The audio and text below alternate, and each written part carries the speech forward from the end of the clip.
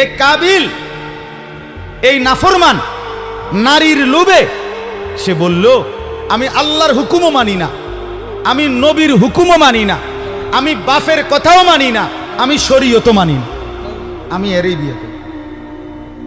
খেয়াল করছেন? নারীর আসক্তি, নারীর লোভ, হারাম প্রেম, হারাম ভালোবাসা তারে কত জঘন্য পরিণতিতে নিয়ে গেছে। সে বলতেছে, আমি আল্লাহর হুকুমও মানি না, আমি নবীর হুকুমও মানি না, আমি বাপের হুকুমও মানি না, আমি শরীয়তও মানি না, আমি এরই চাই। এই আজকের যুবক, আজকের নওজোয়ান ছেলে মেয়েদের হালাত এটা। আমি আল্লাহকে মানি না, আমি রসুল মানি না, আমি মা বাবার সম্মান ইজ্জত, বংশের মর্যাদা, গ্রামের ইজ্জত কিচ্ছু মানি না।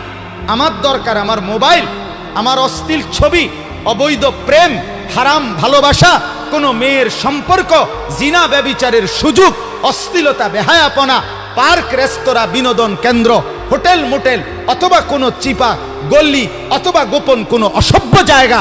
আমার দরকার নারী। আমি আল্লাহ মানি না, রসুল মানি না, মা বাপ মানি না, শরীয়ত মানি না, আমি চাই নারীর আসক্তি।